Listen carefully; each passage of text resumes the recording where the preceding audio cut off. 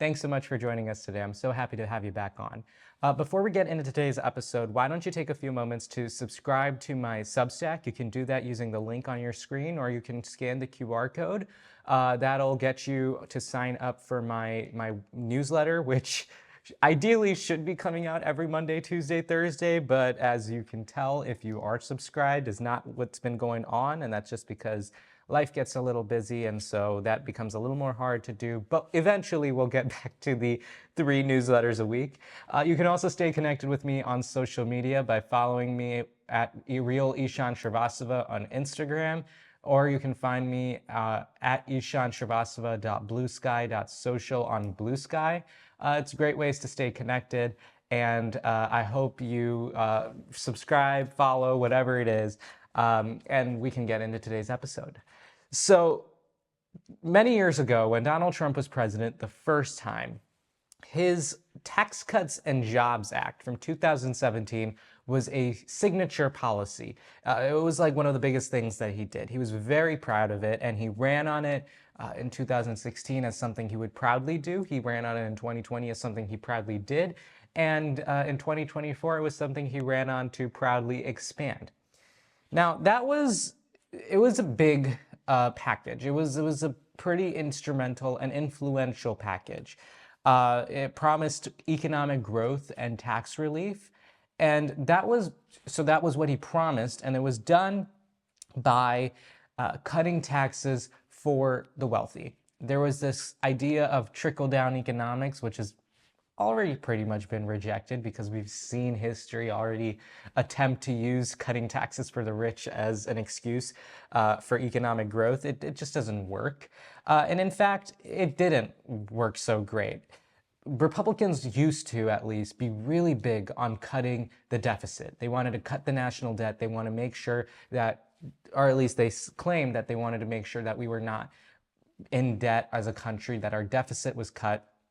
Yet despite that, so many Republicans voted for the 2017 Tax Cuts and Jobs Act, so much so that this bill, this piece of policy, has projections of adding an estimated 4.6 to 5.4 trillion with a T dollars to the national debt in the decade after it has been passed. So we're just about 2 years from that mark, and so our deficit will have grown by if we took a median, $5 trillion in terms of just the deficit that has been grown. So much for being fiscal hawks and being fiscally responsible. The Republicans, with the first 2017 Tax Cuts and Jobs Act, cut taxes for the rich and essentially expanded our deficit by trillions of dollars. So there were short-term gains, and then there were long-term side effects. So that means higher interest payments, economic contraction. Some of the taxes and the issues with the taxes that you may have today are directly because of the Tax Cuts and Jobs Act, so much that they claim that it was a tax cut. It really wasn't for most people. Despite that fact that back then it was really challenging to pass, they still passed it. Not as impressive as the new thing. So Donald Trump was elected in 2024, comes into office, and he wanted a new expansion of the Tax Cuts and Jobs Act. And we'll talk about the details of it. But that one was a bit more of a challenge because Republicans had a really tiny seat majority. And of the Republican caucus, there were still some folks who actually do believe in being deficit hawks, who believed in cutting the national debt. And they saw the Tax Cuts and Jobs Act from 8 years ago, and they were like, okay. So they said they would cut the deficit. They added trillions of dollars to the debt. Maybe we don't vote for this bill. Maybe we won't vote for it. There were challenges to passing this big, beautiful bill, which is this wide encompassing single piece of legislation with all sorts of things. Again, we'll go into details in just a moment. But what you should know is that there were challenges, many challenges to this bill. And within the Republican caucus, some people thought that it was too much. But actually, there were more folks who thought that it didn't do enough. There were not enough cuts. They said they cut nearly $1.5 trillion. For some folks, that wasn't enough. Enter Mike Johnson, Speaker of the House. We've talked about him enough.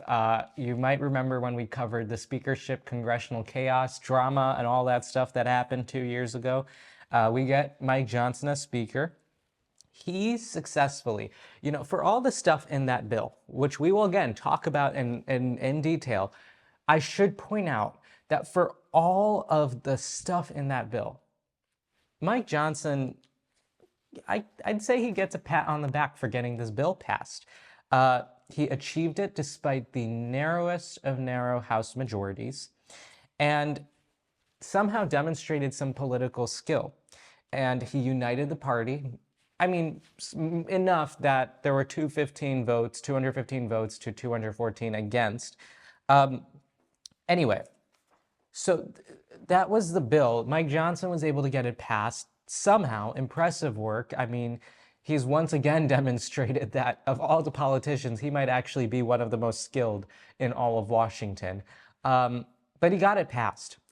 So let's talk about what's in this big, beautiful bill that Donald Trump loves to call, and let's explore some of the things. Okay, so in the big, beautiful bill, the biggest thing was the 2017 Tax Cuts and Jobs Act. They wanted to, they wanted to expand on some of the tax cuts. They wanted to promote some of the policies and enshrine some of it into law. And so what it does, this new big beautiful bill permanently extends the 2017 Tax Cuts and Jobs Act, which again favors high income individuals. It also introduces temporary tax exemptions on tips and overtime pay. That would be through 2028. This was something that was added very last minute. Even though it was something Donald Trump campaigned on, it was added last minute. They didn't want to add this, and then they finally did add it because, when you promise something, you have to do it. So there are tax exemptions on tips and overtime pay. But the big thing that we saw, one of the big things was the Tax Cuts and Jobs Act being extended. But the bigger thing we saw was with healthcare. So in this country, millions of people are on government-sponsored healthcare in some way, shape, or form, in Medicaid or Medicare. Medicaid is the program that's supposed to help low-income individuals get healthcare coverage, provide them with services that many times save lives. There are kids that only get their healthcare through Medicaid. It's stuff you should know. This new big, beautiful bill imposes work requirements on Medicaid recipients, arbitrarily in some cases, just says if you are fulfilling these specific demographics, you automatically are now off Medicaid and you have to work. But it never really, it's very vague. And there are other things. It prohibits Medicaid from covering gender-affirming care because that's such an important and crucial topic that the American people care about. And it increases verification requirements, which potentially removes several millions of people from Medicaid. It should be understood what verification requirements mean. There are so many cases of verification requirements, people not knowing about them, people being ill-informed about them, but they get introduced into pieces of law, and then suddenly people get removed. We'll talk about some of the pushback against Medicaid cuts, but it should be noted that Donald Trump said, quote, not to F with Medicaid, not to F with it. F being the F word, obviously. Big, beautiful bill. Also has immigration and border security. It's going to allocate billions of dollars to build that U.S.-Mexico border wall that Donald Trump is so proud of. Hires 10,000 new ICE agents, and includes provisions allowing indefinite detention of immigrant children and imposes fees on asylum seekers. Again, immigration is the one thing that this administration seems to be big on. Like, out of everything, like, this is the one they seem to care about the most. So yeah, so they're going to be doing all of that. Environmental stuff, it cut back on environmental stuff because that's big and beautiful. Cut back on environmental regulation because who needs an environment to be clean? Now, this final part of the big beautiful bill I think we should know about is judicial reform. I think this is something that everyone should be paying attention to. It is not talked about enough in the mainstream media, and it's something I really think we should be thinking about and talking about. So Republicans obviously have been really upset by the by courts telling them not to break the law, telling Donald Trump that many of his executive orders go against the Constitution. Republicans are pretty upset about that. They're pretty upset that they're being told what the rules are. And so instead of following the law, following what the courts are asking them to do, which is not break the law, Republicans instead added into this big, beautiful bill new judicial reforms that are supposed to restrict federal courts' authorities to hold government officials in contempt. So this undermines judicial oversight. Basically, if a government official does not follow the ruling of a federal judge under this bill cannot hold them in contempt. It makes them harder to hold them in contempt, and therefore, executive branch officials and other folks can get away with a lot of things because a judge can't hold them accountable for breaking the law or ignoring their order. That's pretty big. There's specifically a section of this bill that requires plaintiffs to post a bond before courts can even enforce contempt orders, even retroactively. So this potentially could invalidate existing court orders, which in itself might actually be against the Constitution in a way. But essentially, Republicans are trying to jam into their big, beautiful bill strategies to undermine the judicial branch of our government. They want to make sure that our court system, our judicial system are weak. So those are some of the big things in the big, beautiful bill. Wow, so beautiful. So let's talk about some of the implications. Again, when it comes to the Tax Cuts and Jobs Act being extended to be permanent, this bill is expected to increase our deficit by $3.8 trillion to $5.4 trillion because, again, cutting taxes for the wealthy, we've already seen it now twice before. It doesn't work. It doesn't help lower the deficit. It doesn't promote the spending that we want. Yes, we see some short-term gains, but long-term, we see that deficit go up. And so between now and the next decade, we are expecting to see $3.8 trillion to $5.4 trillion in the increase in our deficit. Because again, Republicans are supposed to be the stewards of fiscal responsibility, yet we're not seeing that right now. That's not evident. When we look at social services, there are cuts to Medicaid, like I talked about. And there are cuts to Medicaid coverage and to SNAP benefits, nutritional benefits, food stamps, if you don't know what those are. Food stamps, essentially. Coverage to people that need healthcare, coverage to people that need food. They are making cuts to those programs because according to them, we shouldn't have, people on programs like this, so we have to make it more stringent. Because again, somehow to them, being more stringent on providing people services to help them live and be happy and successful and survive are suddenly problematic. And it should be noted that these work requirements and the increased verification, it's going to affect people across the country. People are going to be off Medicaid, people are going to be off SNAP, people are going to be off of all sorts of programs as a result of this. They're going to be off of all sorts of programs, but it should be noted that this actually is going to have increasingly and disproportionate stringent effects on residents of red states, the people that these folks are representing in Congress.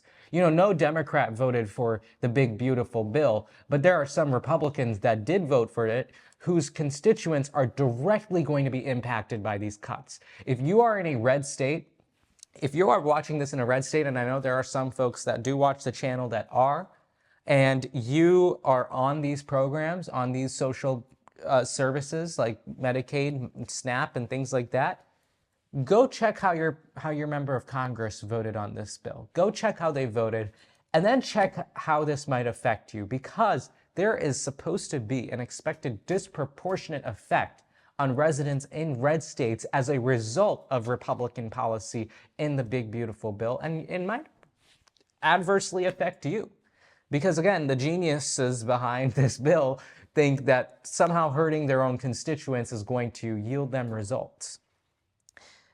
Immigration policies, I don't think I really have to hash just exactly how harsh immigration policy is not necessarily the most beneficial to an overall economy. We've talked about it here on the show, that many immigrants provide great benefits to our economy. They do services and a lot of work that even residents of this country do not often do. We're not filling those jobs when we get rid of the people working them. It's just going to hurt more people. And again, we should also note the human rights questions, because of the children even who are now going to be able to be put in indefinite detention. It's harsh. It's harsh at a different level with the immigration stuff. Environmental concerns are pretty obvious. They want to cut them. That hurts the environment. They're all big on being for clean water, when they want to get rid of fluoride out of water, because that's going to hurt everybody. Fluoride is going to hurt everybody, but we also want to make sure that our water isn't clean to drink, that our air isn't clean to breathe. Now, this judicial oversight thing that I talked about, that is something that, whether you care there must be some people watching this that are pro-economic impacts of this. Maybe they are so in love with the idea of the tax cuts. Maybe you are pretty happy about the social services. Maybe you think that millions of people getting off of these programs is actually good, fiscally speaking. Maybe you are one of those people. But there is a question about judicial oversight in this bill that is going to attempt to limit the power of the judiciary, that is going to erode the checks and balances of our constitutional system. Now, yes, Congress has the ability to create or shut down federal courts. They have the ability to impose standards on federal judges and how courts operate. Yes, they can do all of that. But in our system of checks and balances, where the judicial branch is supposed to check the executive branch, why is it that Republicans are finding it to be such a priority that we limit the power of the judicial branch? We limit the authority they can exercise. We limit how much the judicial branch can regulate what the executive branch does, when the executive branch every day at this point is issuing executive orders that clearly go against the Constitution, that they are doing things that are absolutely out of the book in some cases. Whether it's do you remember the freeze, the federal funding freeze, when the Trump administration just decided that we're going to freeze every federal fund out there, because slash and burn is how they believe in things. When a federal judge was the one who restored all the federal funding and stopped that pause. Or if it's the Department of Education that was being dismantled at the adverse effect of millions of students across this country, it was a federal court that stopped that from happening. There are countless examples throughout the past 5 months where we have seen federal judges come in and stop illegal executive orders, illegal executive overreach. So the Republicans' answer is to curtail that power, to curtail that ability to stop unconstitutional practices and limit the power of a federal judge. Because that's beneficial to America, I guess, when the rule of law comes under threat this way, when the rule of law is blatantly ignored, when Supreme Court orders can be ignored. That is where we are right now. That is where we find ourselves. And this big, beautiful bill, it's been passed in the House of Representatives. Like I said, 215 to 214. And again, you know, now that I've told you, I've just told you a lot of bad things in this bill. Despite that, Mike Johnson was able to crank something out, and he was able to get people to pass it. Now, there are still GOP internal challenges to this bill. And because it's now passed the House, it's really mainly in the Senate where we're starting to see some of the complications, although I think it'll probably go back to the House again. But right now we're seeing some challenges to this bill. We're seeing some struggles within the GOP because, again, don't forget, they're the ones in power, so they're the ones that are going to have to pass it and, reconcile with all of this. So fiscal conservatives, such as Senator Rand Paul, Senator Ron Johnson, interesting character from Wisconsin, they are criticizing this bill for increasing the deficit and lacking sufficient spending cuts. So the deficit part, yes, that is something. But according to them, the spending cuts aren't enough. Getting millions of people off of Medicaid and SNAP is not enough for them. They want to see more cuts. They want to see more crazy things be removed. They want to make life harder for the American people. And I guess the big, beautiful bill is not making life hard enough. So there are some challenges from fiscal conservatives who don't want to see the deficit balloon, but they also don't want to see more spending in that sense. Then there's Senator Josh Hawley. You might have heard of him. I always remember him as the one from January 6th who was running in the Capitol, and they played this really funny song. I can't remember which group made it, but it was the song, She's a Runner, She's a Track Star. I always associate that song with Josh Hawley because they played the song of him running away, even though he was the one that helped incite that card. Anyway, that doesn't matter. Josh Hawley, Senator Josh Hawley, he's from Missouri. And Missouri is a state where a lot of residents are on these social services programs, specifically Medicaid. This bill adversely affects the residents of Missouri. It affects them.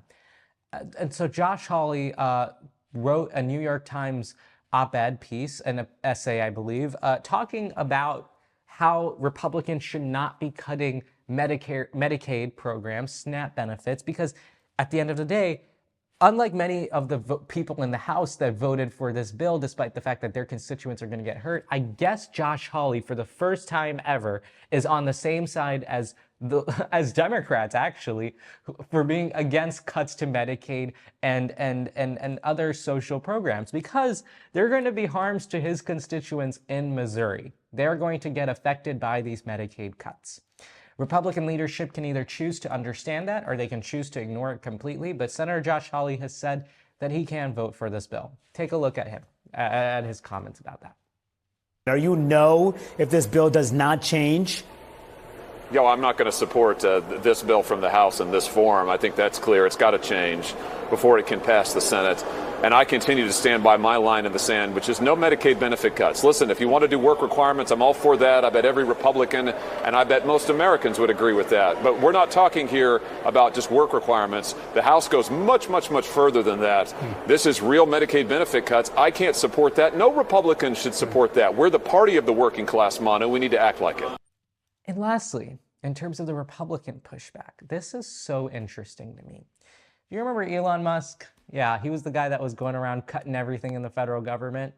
He was the one that also accessed everyone's data and was accessing secret Treasury Department transactions and whatever. Yeah. So he no longer works, as a Doge, whatever. He's not making those slash and burn cuts anymore. But Elon Musk, the prominent Trump ally, the president's top campaign donor, he expressed disappointment in the big, beautiful bill. Apparently, he was pretty upset that the bill undermined efforts to reduce government spending, that the bill would expand the deficit. Elon Musk being upset with Donald Trump's policy, who would have thought that would have happened? Donald Trump has been very proud of this policy. So when Elon Musk is coming out, speaking out against this, being his top campaign donor again, don't forget that. It's just interesting to me that Elon Musk is upset about this bill. But whatever.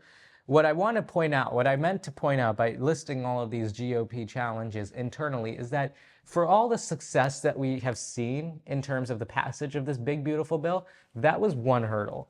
Every hurdle gets higher from here. Republicans aren't even on the same page of how much they want to cut from the lives of the American people. There are some that want to make some cuts. There are some people that want to take every person off of programs like Medicaid and social spending and all that stuff. So there's debate and how drastic they want to be.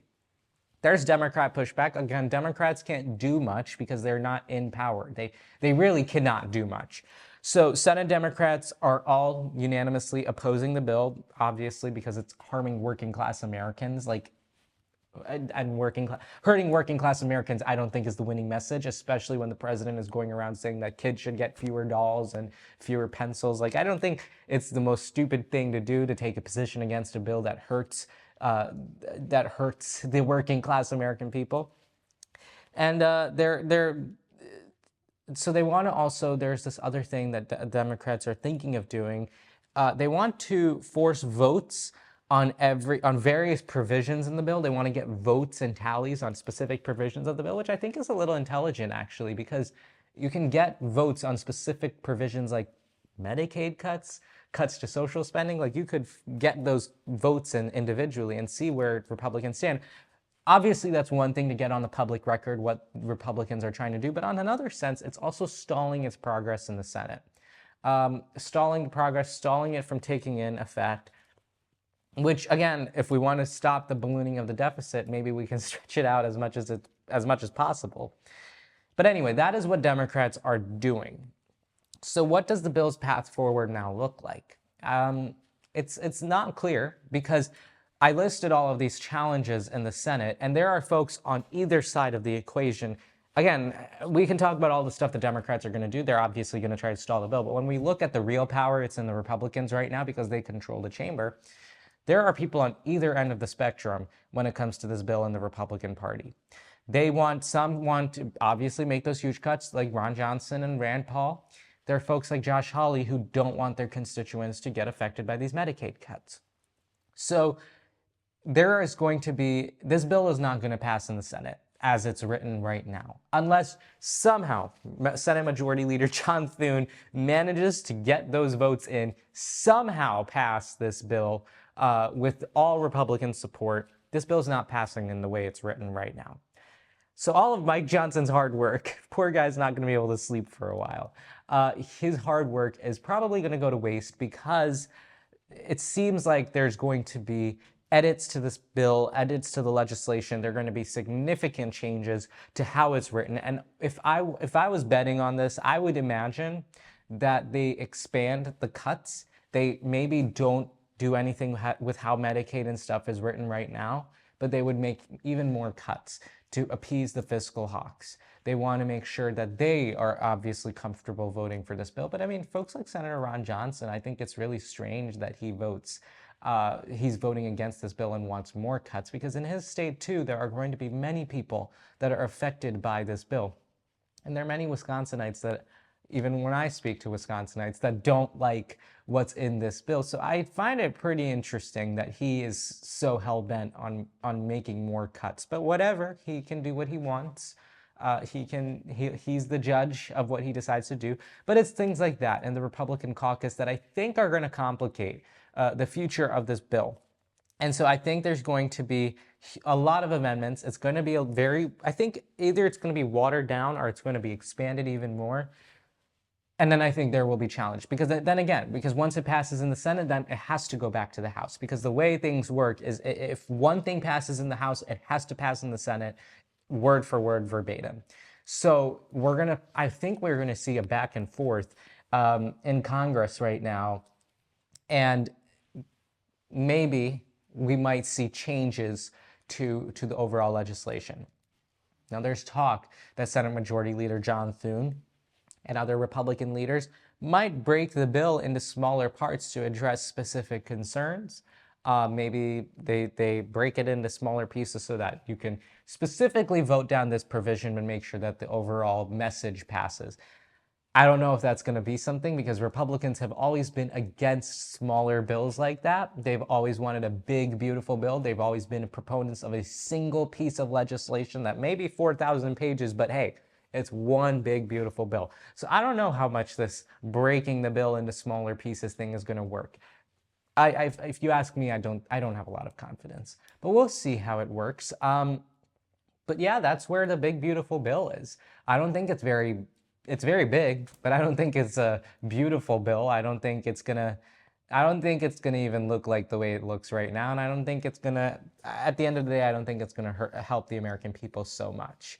Because I think even if they somehow stop some of the cuts to social services, the trillions of dollars that the tax cuts for the wealthy are going to add in the handouts to our deficit, it's just going to, once again, affect us in the way that it's affecting us today. We're seeing those higher interest rates on our debt. We're seeing more talks of those services being cut. And there's just a plethora of problems that we can't address because we are so concerned with the debt. I mean, I think it's interesting when they find the money, because obviously Donald Trump is doing that big military parade on his birthday, which also happens to be the 250th anniversary of the Army. I mean, he is doing that whole thing, 250th anniversary, but more like a military parade on his birthday. They're somehow finding $45 million to do that, but they can't somehow fund the Medicaid. They can't somehow fund Medicaid. They can't fund the SNAP benefits. They can't figure out a way to cut taxes for average Americans. Like, it's all of these little things that I think are going to come back to bite them. Republicans are saying that Speaker Mike Johnson is saying that he hopes these things go into effect and are felt by the American people by the 2026 midterms so that Republicans are seen as the winners on this. You know, we all hope that they go into effect by 2026 so that everyone knows exactly what this is going to be in terms of an impact on the American people. Everyone should know how this is going to hurt them or, in their view, benefit them. But it's going to go into effect, and I think it'll take shape very quickly.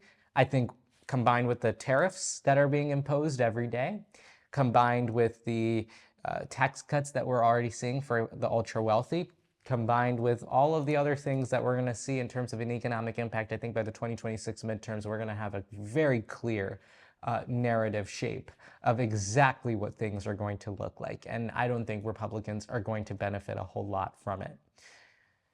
But anyway, that's the big, beautiful bill. We're going to keep an eye on how the progress stalls or moves. I don't know.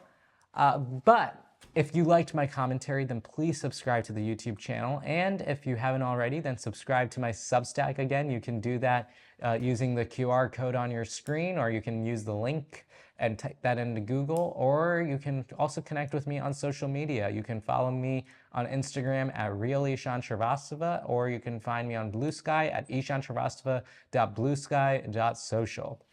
Alrighty. Thank you so much for joining me today. I hope to see you in the next episode on Saturday. We'll talk about some sort of election or something. But yes, thank you so much for joining us. I'll see you in the next one.